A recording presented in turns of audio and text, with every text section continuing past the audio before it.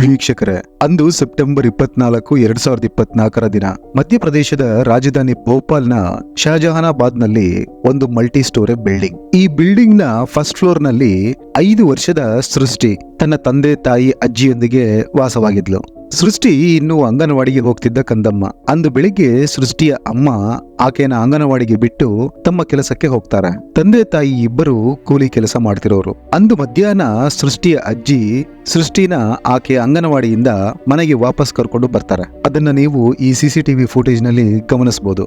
ಮನೆಗೆ ಸುಮಾರು 12:30 ಮಧ್ಯಾಹ್ನ ಬಂದ ಸೃಷ್ಟಿ ಊಟ ಮಾಡಿ ಕೆಳಗಡೆ ಫ್ಲೋರ್ ನಲ್ಲಿದ್ದ ತನ್ನ ಸ್ನೇಹಿತನ ಬಳಿ ಬುಕ್ಕಿಸ್ಕೊಂಡು ಬರ್ತೀನಿ ಅಂತ ಹೋಗ್ತಾಳೆ. ಹೀಗೆ ಹೋದ ಈ 5 ವರ್ಷದ ಕಂದಮ್ಮ ಮತ್ತೆ ವಾಪಸ್ ಬರಲೇ ಇಲ್ಲ. ವೀಕ್ಷಕರೇ, ಕಳೆದ ವಾರ ನಡೆದ ಈ ಪ್ರಕರಣ ಇಡೀ ದೇಶವನ್ನೇ ಒಮ್ಮೆ ಬೆಚ್ಚಿ ಬೀಳೋ ಹಾಗೆ ಮಾಡಿದೆ. ನಾವು ಯಾವ ಕಾಲಘಟ್ಟದಲ್ಲಿದ್ದೀವಿ? ನಮ್ಮ ಮಕ್ಕಳು ನಿಜವಾಗ್ಲೂ ಸುರಕ್ಷಿತರಾಗಿದ್ದಾರಾ? ನಂಬಿದವರೇ ಮೋಸ ಮಾಡೋದು, ಜೊತೆಗಿರೋರೇ ದ್ರೋಹ ಮಾಡೋದು ಅನ್ನುವ ಮಾತು ಈಗಿನ ಕಾಲಕ್ಕಂತೂ ಅಕ್ಷರಶಃ ಸತ್ಯ. ಬನ್ನಿ ಹಾಗಿದ್ರೆ 5 ವರ್ಷದ ಸೃಷ್ಟಿಗೆ ಏನಾಯ್ತು, ಹೇಗಾಯ್ತು ಅನ್ನೋದನ್ನ ಡೀಟೇಲ್ ಆಗಿ ತಿಳ್ಕೊಳ್ಳೋಣ. ವೀಕ್ಷಕರೇ, ವೆಲ್ಕಮ್ ಟು ಯುವರ್ ಚಾನೆಲ್. ವೀಕ್ಷಕರೇ, ನೀವು ಇಲ್ಲಿ ನೋಡ್ತಿರೋ ಹಾಗೆ ಇದೊಂದು ಮಲ್ಟಿ ಸ್ಟೋರಿ ಬಿಲ್ಡಿಂಗ್. ಇಲ್ಲಿ ಅಕ್ಕಪಕ್ಕಕ್ಕೆ ಅಂಟಿಕೊಂಡಂತೆ ಬಹಳನೇ ಮನೆಗಳಿವೆ. ಎಕ್ಸಾಕ್ಟ್ ಆಗಿ ಹೇಳಬೇಕಂದ್ರೆ ಟೋಟಲ್ ಆಗಿ 200 ಮನೆಗಳಿವೆ. ಸೆಪ್ಟೆಂಬರ್ 24 ಮಧ್ಯಾಹ್ನ ಸೃಷ್ಟಿ ಬುಕ್ ತಗೊಂಡು ಬರ್ತೀನಿ ಅಂತ ಅಜ್ಜಿಗೆ ಹೇಳಿ ಕೆಳಗೆ ಹೋಗಿದ್ದು ಸುಮಾರು 12:30 ಟೈಮ್ನಲ್ಲಿ. ಅದೇ ಟೈಮ್ನಲ್ಲಿ ಅಲ್ಲಿಯ ಲೋಕಲ್ ಮುನಿಸಿಪಾಲಿಟಿ ಸೊಳ್ಳೆಗಳ ನಿಯಂತ್ರಣಕ್ಕಾಗಿ ಫಾಗಿಂಗ್ ಮಾಡ್ತಾ ಇದ್ರು. ಅದರ ಹೊಗೆ ಮನೆಯ ಒಳಗೆ ಬರಬಾರ್ದು ಅಂತ ಆಲ್ಮೋಸ್ಟ್ ಎಲ್ಲಾ ಮನೆಯ ಬಾಗಿಲುಗಳನ್ನು ಹಾಕಲಾಗಿತ್ತು. 12:30 ಸುಮಾರಿಗೆ ಮನೆಯಿಂದ ಹೊರಹೋದ ಸೃಷ್ಟಿ 2 ಗಂಟೆಯಾದ್ರೂ ವಾಪಸ್ ಬರಲಿಲ್ಲ. ಸ್ವಲ್ಪ ಹೊತ್ತು ಕಾದ ನಂತರ ಅಜ್ಜಿ ಸೃಷ್ಟಿನ ಹುಡುಕೊಂಡು ಕೆಳಗೆ ಇಳಿದು ಬರ್ತಾರೆ. ಆದ್ರೆ ಕೆಳಗಡೆ ಮನೆಗೆ ಬೀಗ ಹಾಕಲಾಗಿತ್ತು. ಗಾಬರಿಯಾದ ಅವರು ಅಕ್ಕಪಕ್ಕದಲ್ಲೆಲ್ಲ ಸೃಷ್ಟಿನ ಹುಡುಕ್ತಾರೆ. ನೆರೆಹೊರೆಯವರು ಅವರಿಗೆ ಸಹಾಯ ಮಾಡ್ತಾರೆ. ಆದ್ರೆ ಸೃಷ್ಟಿ ಎಲ್ಲೂ ಕಾಣಿಸ್ತಿರ್ಲಿಲ್ಲ. ತಕ್ಷಣ ತಂದೆ ತಾಯಿಗೂ ಫೋನ್ ಮಾಡಿ ವಿಷಯ ತಿಳಿಸಲಾಗುತ್ತೆ. ಅವರು ಕೂಡ ಇಡೀ ಬಿಲ್ಡಿಂಗ್, ಅಕ್ಕಪಕ್ಕದ ಬಿಲ್ಡಿಂಗ್ ಎಲ್ಲಾ ಕಡೆ ಹುಡುಕ್ತಾರೆ. ಆದ್ರೆ ಸೃಷ್ಟಿ ಮಾತ್ರ ಸಿಗ್ಲೇ ಇಲ್ಲ. ಸಂಜೆ ಸುಮಾರು 5 ಗಂಟೆವರೆಗೂ ಎಲ್ಲರೂ ಸೇರಿ ಹುಡುಕ್ತಾರೆ. ನಂತರ ಶಹಜಹಾನ್ಪುರ ಪೊಲೀಸ್ ಸ್ಟೇಷನ್ಗೆ ಬಂದು ಸೃಷ್ಟಿಯ ಮಿಸ್ಸಿಂಗ್ ಕಂಪ್ಲೇಂಟ್ ನ ರಿಜಿಸ್ಟರ್ ಮಾಡಿಸ್ತಾರೆ. ಆದ್ರೆ ಪೊಲೀಸರು ಸೃಷ್ಟಿಯ ಮಿಸ್ಸಿಂಗ್ ಕಂಪ್ಲೇಂಟ್ ನ ಅಷ್ಟೊಂದು ಸೀರಿಯಸ್ ಆಗಿ ತಗೊಳ್ಳೋದೇ ಇಲ್ಲ. ಹುಡುಕ್ತಿವಿ ಅಂತ ಹೇಳಿ ಸೃಷ್ಟಿಯ ಫ್ಯಾಮಿಲಿನ ಮನೆಗೆ ವಾಪಸ್ ಕಳಿಸ್ತಾರೆ. ಸೃಷ್ಟಿ ಇದೇ ಬಿಲ್ಡಿಂಗ್ ನಲ್ಲಿ ಹುಟ್ಟಿ ಬೆಳೆದವಳು. ಆಕೆ ಅಲ್ಲಿ ಎಲ್ಲರಿಗೂ ಗೊತ್ತಿದ್ದ ಮಗಳು. ಇಡೀ ರಾತ್ರಿ ಆಕೆನ ನೆರೆಹೊರೆಯವರೆಲ್ಲ ಹುಡುಕ್ತಾರೆ. ಆದ್ರೆ ಪೊಲೀಸರು ಮಾತ್ರ ಏನೂ ಮಾಡದೆ ಕಂಪ್ಲೇಂಟ್ ನ ಚೇರಡಿ ಹಾಕೊಂಡು ಅದರ ಮೇಲೆ ಕೂತಿದ್ರು. ಈಗ ಸೃಷ್ಟಿ ಕಾಣೆಯಾಗಿ 1 ದಿನ ಆಗಿತ್ತು. ಸೆಪ್ಟೆಂಬರ್ 25 ದಿನ ಆ ಏರಿಯಾದಲ್ಲಿ ಬಿಜೆಪಿ ಪಕ್ಷದ ಕ್ಯಾಂಪೇನ್ ರ್ಯಾಲಿ ನಡೀತಿತ್ತು. ಸಂಸದ ಅಲೋಕ್ ಶರ್ಮಾ ಈ ಕ್ಯಾಂಪೇನ್ ನ ವಹಿಸಿಕೊಂಡಿದ್ರು. ಸೃಷ್ಟಿಯ ಫ್ಯಾಮಿಲಿ ಅವರ ಬಳಿ ಹೋಗಿ ಮಗಳ ಮಿಸ್ಸಿಂಗ್ ಬಗ್ಗೆ ಹೇಳಿದಾಗ ಅವರು ತಕ್ಷಣ ಕಮಿಷನರ್ ಹತ್ರ ಮಾತಾಡ್ತಾರೆ. ಈಗ ಈ ಕೇಸ್ ನ ಪೊಲೀಸರು ಸೀರಿಯಸ್ ಆಗಿ ತಗೋತಾರೆ. ಏನ್ ಕಾನೂನು ನಮ್ ದೇಶದ್ದು. ಕಮಿಷನರ್ ಆರ್ಡರ್ ಬಂದ ಮೇಲೆ ಈ ಕೇಸ್ ನ 5 ಸ್ಟೇಷನ್ ಗಳಿಂದ ಹ್ಯಾಂಡಲ್ ಮಾಡಲಾಗುತ್ತೆ. 200ಕ್ಕೂ ಅಧಿಕ ಪೊಲೀಸರನ್ನ ಸೃಷ್ಟಿಯ ಹುಡುಕಾಟಕ್ಕಾಗಿ ನಿಯೋಜಿಸಲಾಗುತ್ತೆ. ಸ್ಪಾಟ್ಗೆ ಬಂದ ಪೊಲೀಸರು, forensic team, dog squad, drone squad ಎಲ್ಲವನ್ನು ತಂದು ಇದ್ದ ಬದ್ದ ಎಲ್ಲಾ ಫ್ಲಾಟ್ ಗಳನ್ನು ಸರ್ಚ್ ಮಾಡೋಕೆ ಸ್ಟಾರ್ಟ್ ಮಾಡ್ತಾರೆ. ಅಕ್ಕಪಕ್ಕದ ಜಾಗಗಳನ್ನೆಲ್ಲ ಸರ್ಚ್ ಮಾಡ್ತಾರೆ. ಡ್ರೋನ್ ನ ಹೆಲ್ಪ್ ತಗೊಂಡು ಹುಡುಕ್ತಾರೆ. ಆದರೆ ಸೃಷ್ಟಿಯ ಸುಳಿವು ಸಿಗೋದೇ ಇಲ್ಲ. ನಂತರ ಆ ಬಿಲ್ಡಿಂಗ್ ನ ಅಕ್ಕಪಕ್ಕದಲ್ಲಿ ಅಳವಡಿಸಲಾಗಿದ್ದ ಎಲ್ಲಾ CCTV ಕ್ಯಾಮೆರಾಗಳನ್ನು ಚೆಕ್ ಮಾಡ್ತಾರೆ. ಆದ್ರೆ ಅದರಲ್ಲಿ ಮಧ್ಯಾಹ್ನ ಅಜ್ಜಿಯ ಜೊತೆ ಮನೆಗೆ ವಾಪಸ್ ಬಂದ ಫೂಟೇಜ್ ಬಿಟ್ರೆ ಆಕೆ ಮನೆಯಿಂದ ಹೊರಗಡೆ ಹೋದ ಯಾವುದೇ ಫೂಟೇಜ್ ಇರೋದಿಲ್ಲ. ಹಾಗಾದ್ರೆ ಸೃಷ್ಟಿ ಬಿಲ್ಡಿಂಗ್ ಬಿಟ್ಟು ಎಲ್ಲೂ ಹೊರ ಹೋಗಿಲ್ಲ ಅನ್ನೋದು ಗೊತ್ತಾಯ್ತು. ಆದ್ರೆ ಬಿಲ್ಡಿಂಗ್ ನೆಲ್ಲ ಚೆಕ್ ಮಾಡಿ ಆಗಿತ್ತು. ಮನೆ ಮನೆಗೂ ಹೋಗಿ ಸರ್ಚ್ ಮಾಡಿದ್ರು ಪೊಲೀಸರು. ನಂತರ ಪೊಲೀಸರಿಗೆ ಸೃಷ್ಟಿ ಕಾಣೆಯಾದ ಟೈಮ್ ನಲ್ಲಿ ಮುನಿಸಿಪಲ್ ಕಾರ್ಪೊರೇಷನ್ ನಿಂದ ಫಾಗಿಂಗ್ ಮಾಡೋಕೆ ಬಂದಿದ್ರು ಅನ್ನೋ ಇನ್ಫಾರ್ಮೇಶನ್ ಗೊತ್ತಾಗುತ್ತೆ. ತಕ್ಷಣ ಅವರನ್ನು ಅರೆಸ್ಟ್ ಮಾಡಿ ವಿಚಾರಿಸ್ತಾರೆ. ಆದ್ರೆ ಇಲ್ಲೂ ಪೊಲೀಸರಿಗೆ ಏನು ರಿಸಲ್ಟ್ ಸಿಗೋದಿಲ್ಲ. ಆದ್ರೆ ಪೊಲೀಸರ ಮೇಲೆ ಪ್ರೆಷರ್ ಏರ್ತಾನೆ ಬರ್ತಿತ್ತು. ಜನ ರೋಡ್ಗೆ ಇಳಿದು ಪ್ರೊಟೆಸ್ಟ್ ಮಾಡೋಕೆ ಸ್ಟಾರ್ಟ್ ಮಾಡ್ಕೊಂಡಿದ್ರು. ಸೆಪ್ಟೆಂಬರ್ 24ಕ್ಕೆ ಸೃಷ್ಟಿ ಕಾಣೆಯಾಗಿದ್ದು. ಈಗ ಸೆಪ್ಟೆಂಬರ್ 26. ಮಗಳ ಬಗ್ಗೆ ಇನ್ನೂ ಹೋಪ್ ಇಟ್ಕೊಂಡು ಕಾಯ್ತಿರೋ ತಂದೆ ತಾಯಿ ಜೊತೆಗೆ ಅಕ್ಕಪಕ್ಕದ ಮನೆಯವರೆಲ್ಲ ಮೀಡಿಯಾ ಮುಂದೆ ಬಂದು ಇಲ್ಲಿರೋ ಮಹಿಳೆ ಮತ್ತು ಮಕ್ಕಳ ಅಸುರಕ್ಷತೆ ಬಗ್ಗೆ ಮಾತನಾಡೋಕೆ ಶುರು ಮಾಡ್ತಾರೆ. तस्वीरें आप देखिए, आम व्यक्तियों का काम है, इस मल्टी का तो काम हो नहीं सकता। यहाँ के लोग कोई नहीं कर सकते। बस वो बच्ची बाहर के लोग आए, वो बच्ची को लेके चले गए। हमारे भी बच्चे, आज हमारे बच्चों को हमने कोई बाहरी पड़ोसी ट्यूशन पहुँचाए ना, हमारे हमारे बच्चों को हमारे पेपर चल रहे ना हमने स्कूल पहुंचाया सर हमको तो हमको देशभक्ति से बैठ गई है, बच्चे डरने लग गए, जा नहीं रहे हैं, स्कूल जाने से डर रहे हैं, घरों में बच्चे सुरक्षित नहीं है। ಇತ್ತ ಪೊಲೀಸರ ಇನ್ವೆಸ್ಟಿಗೇಷನ್ ಕೂಡ ಏನು ಫಲ ಕೊಡ್ತಿರಲಿಲ್ಲ. ಅಲ್ಲಿದ್ದ ಎಲ್ಲಾ ಮನೆಗಳನ್ನು ಸರ್ಚ್ ಮಾಡಿ ಆಗಿತ್ತು, ಹೊರಗಡೆನೂ ಹುಡುಕಿ ಆಗಿತ್ತು. ಸೃಷ್ಟಿ ಆ ಬಿಲ್ಡಿಂಗ್ ಬಿಟ್ಟು ಹೊರಗಡೆ ಹೋಗಿರೋ ಫುಟೇಜ್ ಕೂಡ ಇರಲಿಲ್ಲ. ಈಗ ಮತ್ತೆ ಪೊಲೀಸರು ಎಲ್ಲಾ ಮನೆಗಳನ್ನು ಮತ್ತೊಮ್ಮೆ ಸರ್ಚ್ ಮಾಡೋಕೆ ಶುರು ಮಾಡ್ತಾರೆ. ಒಂದೊಂದೇ ಮನೆನ ಸರ್ಚ್ ಮಾಡ್ಕೊಂಡು ಬರ್ತಾರೆ. ಆಲ್ರೆಡಿ 3 ಬಾರಿ ಸರ್ಚ್ ಮಾಡಿ ಆಗಿತ್ತು, ಈಗ 4ನೇ ಬಾರಿ. ಹೀಗೆ ಎಲ್ಲಾ ಸರ್ಚ್ ಮಾಡ್ಕೊಂಡು ಬರುವಾಗ ಸೃಷ್ಟಿ ಇದ್ದ ಪಕ್ಕದ ಮನೆಯಿಂದ ಒಂದು ಕೆಟ್ಟ ಸ್ಮೆಲ್ ಬರ್ತಿರೋದನ್ನ ಗಮನಿಸ್ತಾರೆ. ಪೊಲೀಸರು ಏನು ಈ ಸ್ಮೆಲ್ ಅಂತ ಆ ಮನೆಗೆ ಸರ್ಚ್ ಮಾಡೋಕೆ ಹೋದಾಗ ಅಲ್ಲಿ ಒಂದು ಇಲಿ ಸತ್ತು ಬಿದ್ದಿತ್ತು. ನಂತರ ಪೊಲೀಸರೇ ಆ ಇಲಿಯನ್ನ ತಗೊಂಡು ಹೋಗಿ ಹೊರಗಡೆ ಎಸಿತಾರೆ. ಆದ್ರೆ ಆ ಸತ್ತಂತಹ ಇಲಿಯನ್ನ ಹೊರಗಡೆ ಎಸೆದ ಮೇಲೂ ಅಲ್ಲಿ ಸ್ಮೆಲ್ ಕಮ್ಮಿ ಆಗಿರ್ಲಿಲ್ಲ. ನಂತರ ಮತ್ತೆ ಆ ಮನೆಗೆ ಹೋದ ಪೊಲೀಸರು ಎಲ್ಲಾ ರೂಮನ್ನು ಚೆಕ್ ಮಾಡ್ತಾರೆ. ಈಗ ಆ ಸ್ಮೆಲ್ ಮನೆಯ ಬಾತ್ರೂಮ್ ನಿಂದ ಬರ್ತಿತ್ತು. ಆದ್ರೆ ಆ ಬಾತ್ರೂಮ್ಗೆ ಬೀಗ ಹಾಕಲಾಗಿತ್ತು. ಕೇಳಿದ್ದಕ್ಕೆ ಆ ಮನೆಯವರು ಆ ರೂಮ್ ನಲ್ಲಿ ಹಳೆ ಸಾಮಾನು, ಬಟ್ಟೆಗಳನ್ನ, ಚಪ್ಪಲಿಯನ್ನ ಇಟ್ಟಿದ್ದೀವಿ, ಇಲ್ಲಿ ಇಲಿಗಳ ಕಾಟ ಜಾಸ್ತಿ, ಹಾಗೆ ಸೊಳ್ಳೆಗಳು ಬರ್ತವೆ ಅಂತ ಲಾಕ್ ಮಾಡಿದೀವಿ ಅಂತಾರೆ. ಪೊಲೀಸರು ಏನೇ ಇರ್ಲಿ ನಾವೊಮ್ಮೆ ನೋಡ್ಲೇಬೇಕು ಅಂತ ಹೇಳಿ ಆ ರೂಮ್ ಅನ್ನ ಓಪನ್ ಮಾಡಿಸ್ತಾರೆ. ಅಲ್ಲಿ ಅಂತದ್ದೇನು ವಸ್ತುಗಳಿರ್ಲಿಲ್ಲ. ಸಜ್ಜದ ಮೇಲೆ ಕೆಲವು ಹಳೆ ಬಟ್ಟೆಗಳು, ಚಪ್ಪಲಿಗಳು ಇದ್ವು ಅಷ್ಟೇ.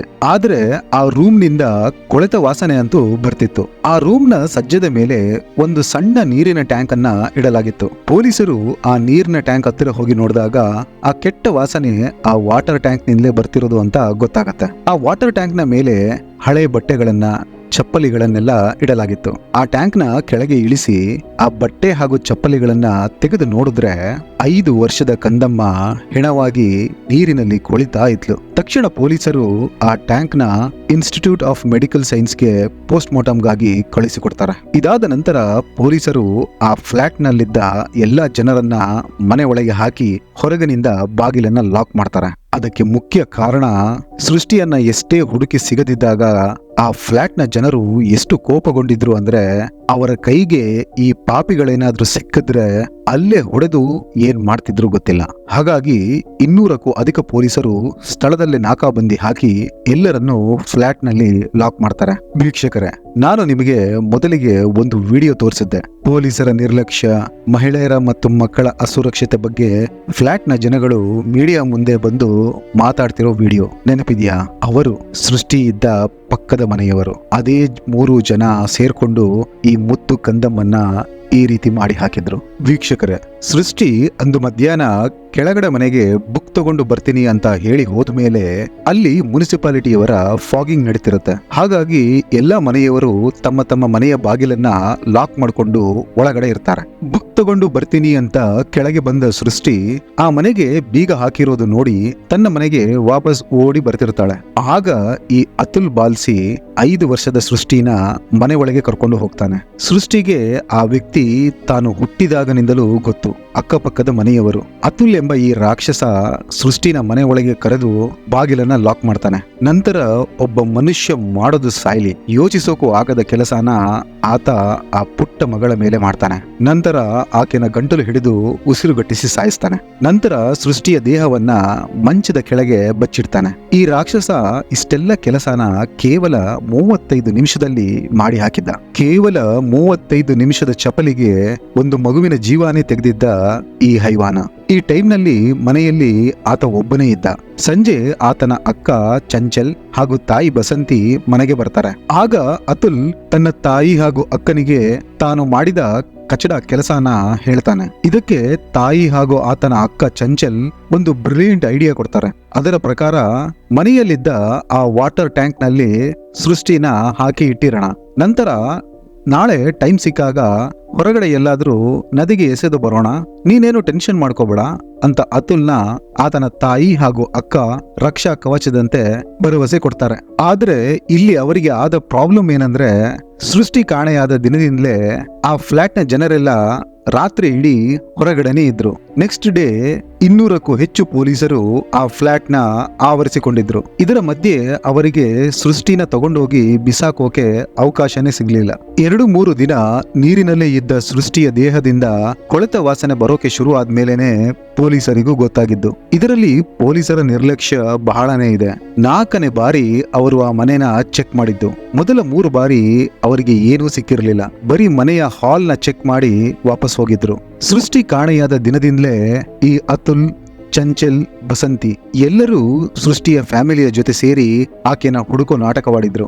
ಆದ್ರೆ ಸೃಷ್ಟಿಯ ಮನೆಯಿಂದ ಕೇವಲ 8ರಿಂದ 10 ಫೀಟ್ ದೂರದಲ್ಲಿ ಹೆಣವಾಗಿದ್ಲು. ಪೊಲೀಸರು ಸ್ಪಾಟ್ನಿಂದ ಚಂಚಲ್ ಹಾಗೂ ಬಸಂತಿನ ಅರೆಸ್ಟ್ ಮಾಡ್ತಾರೆ. ಆದ್ರೆ ಈ ಕಿಲಾಡಿ ಹೆಣ್ಣು ಮಕ್ಕಳು ಅತುಲ್ನನ್ನ ಊರು ಖಾಲಿ ಮಾಡುವಂತೆ ಹೇಳಿ ರೈಲ್ವೆ ಸ್ಟೇಷನ್ಗೆ ಕಳಿಸಿರ್ತಾರೆ. ಕೊನೆಗೆ ಅತುಲ್ನನ್ನ ಭೋಪಾಲ್ ರೈಲ್ವೆ ಸ್ಟೇಷನ್ ನಲ್ಲಿ ಅರೆಸ್ಟ್ ಮಾಡಲಾಗಿದೆ. ವೀಕ್ಷಕರೇ, ಈ ಕೇಸ್ನಲ್ಲಿ ಜನರ ಆಕ್ರೋಶ ಎಷ್ಟರ ಮಟ್ಟಿಗಿತ್ತಂದ್ರೆ ಸೃಷ್ಟಿಯ ಪೋಸ್ಟ್ ಮಾರ್ಟಮ್ ನಂತರ ಆಕೆಯ ಬಾಡಿ ಕೂಡ ಪೊಲೀಸರು ಅವರ ಫ್ಲಾಟ್ ಬಳಿ ತರಲೇ ಇಲ್ಲ.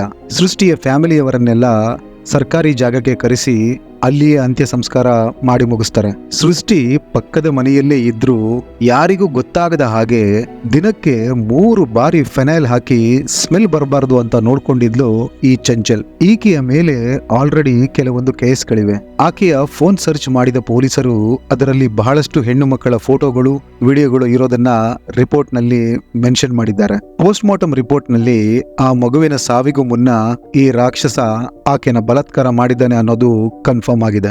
ಈವನ್ ಈ ಚಂಚಲ್ ಎಂಬ ಮಹಿಳೆ ಎಷ್ಟು ಪ್ಲಾನ್ ಮಾಡಿದ್ಲು ಅಂದ್ರೆ, ಮನೆಯಲ್ಲಿ ಸ್ಮೆಲ್ ಬರ್ತಿದೆ ಅಂತ ಗೊತ್ತಾದ ತಕ್ಷಣನೇ ಹೊರಗಡೆ ಹೋಗಿ ಒಂದು ಸತ್ತಿದ್ದಂತಹ ಇಲಿಯನ್ನ ತಂದು ಮನೆ ಒಳಗೆ ಹಾಕಿ ಪೊಲೀಸರ ದಿಕ್ಕು ತಪ್ಪಿಸೋ ಪ್ರಯತ್ನ ಪಡ್ತಾಳೆ. ಏನೇ ಆಗ್ಲಿ ವೀಕ್ಷಕರೇ, ಬಾಳಿ ಬದುಕಬೇಕಾಗಿದ್ದ 5 ವರ್ಷದ ಮಗಳು ಸೃಷ್ಟಿ ಇನ್ನಿಲ್ಲ. ಆಕೆಯ ಆತ್ಮಕ್ಕೆ ಶಾಂತಿ ಸಿಗ್ಲಿ ಅಂತ ಕೇಳ್ಕೊತಾ ಈ ಕೇಸ್ನ ಇಲ್ಲಿಗೆ ಮುಗಿಸ್ತಿದ್ದೇನೆ. ನಿಮ್ಮ ಅನಿಸಿಕೆಗಳನ್ನ ಕಾಮೆಂಟ್ ಸೆಕ್ಷನ್ ಅಲ್ಲಿ ತಿಳಿಸೋದಕ್ಕೆ ಮರಿಬೇಡಿ ಅಂತ ಹೇಳ್ತಾ ಸಿಗ್ತೀನಿ ಮುಂದಿನ ಎಪಿಸೋಡ್ ನಲ್ಲಿ. Till then take care.